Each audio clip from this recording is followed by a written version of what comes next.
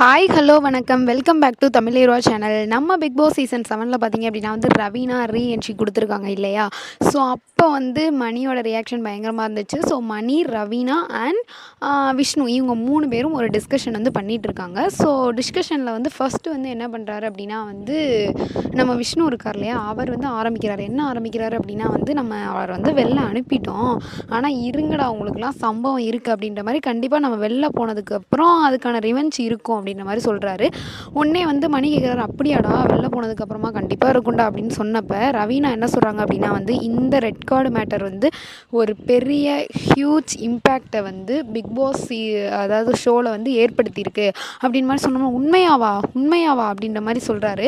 சொன்னோடனே விஷ்ணு சொல்கிறார், நான் அப்போவே சொன்னேன், வெள்ளிக்கிழமை இதே இடத்துல உட்காந்து தான் சொன்னேன், டே நீ போய் செஞ்சதுக்கெலாம் போனது போகட்டும், ஒரு சாரின்ற மாதிரி கேட்டுருடா அப்படின்னு சொன்னப்போ, இல்லை நான் பார்த்துக்கிறேன் அப்படின்ற மாதிரி அவன் சொன்னான். சொல்லிட்டு இப்படி வெளில போயிட்டான். நான் என்னை எப்போதுமே நம்ப மாட்டான், ஃபர்ஸ்ட்லேருந்தே நம்ப மாட்டான், இப்போயும் நம்ப மாட்டான் அப்படின்ற மாதிரி கான்வர்சேஷன் பண்ணிகிட்டு இருக்கப்போ நம்ம ரவீனாவை பார்த்து மணி அப்படியான்ற ரியாக்ஷன் கொடுக்குறாரு. அப்படின்ற மாதிரி அப்படியே ஃபேஸ் ரியாக்ஷன்லேயே பயங்கரமாக கொடுக்குறாங்க. அது மட்டும் இல்லாமல் நம்ம பண்ணது வேறு மாதிரி ஸ்டாம்பிங் பண்ணிட்டோம்ல, அதுதான் பெரிய பிரச்சனையாக போயிட்டுருக்கு அப்படின்ற மாதிரி நம்ம ரவீனா அப்படியே உடச்சி விட்டாங்க. என்ன அப்படின்னா, இது எல்லாரும் அப்படியே கண்டிப்பாக பிளான் பண்ணி பண்ணது, இந்த விஷயம் கிடச்சா அவனை சொருகிருவோம் அப்படின்ற மாதிரி பண்ணது அப்படின்றத. ஏன்னா நம்ம வேறு ஒரு விஷயத்தை ஆக்சுவலாக கூல் சுரேஷ் விஷயத்துக்கு தான் நம்ம சொல்லியிருக்கணும். ஆனால் இந்த லேடிஸ் மேட்டர் சொல்லி நம்ம அனுப்பிட்டோம்ல அப்படின்ற மாதிரி சொல்லிவிட்டு நான் எந்திரிச்சு போகிறேன் அப்படின்ற மாதிரி போயிட்டாங்க.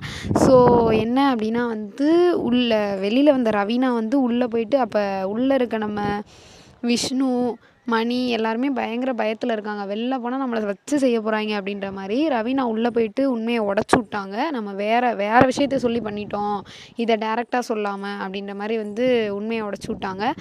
ஸோ இதுலேருந்தே தெரியுது என்ன அப்படின்னா பிரதீப்புக்கு ரெட் கார்டு இந்த விஷயத்துக்கு கிடச்சிருக்கிறது எவ்வளோ ஒரு அன்ஃபேர் அப்படின்றது. ஆனால் கமலுக்கு மட்டும் எல்லாமே தீர விசாரிச்சாராம்.